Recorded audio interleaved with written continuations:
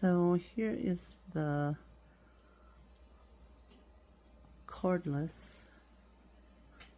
sander, engraver, whatever, polisher, whatever you may use it for.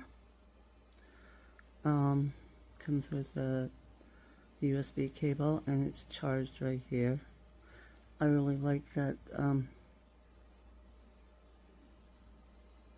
it has various speeds.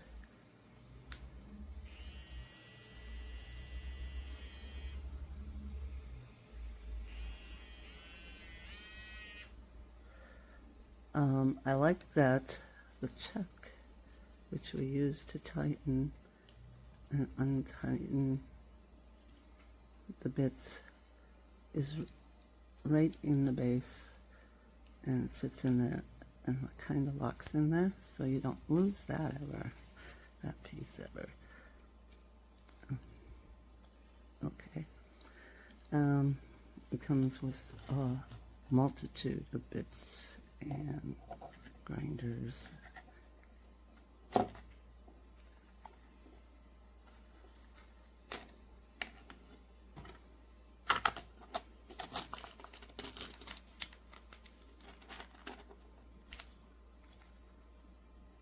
Little tiny saws in the direction.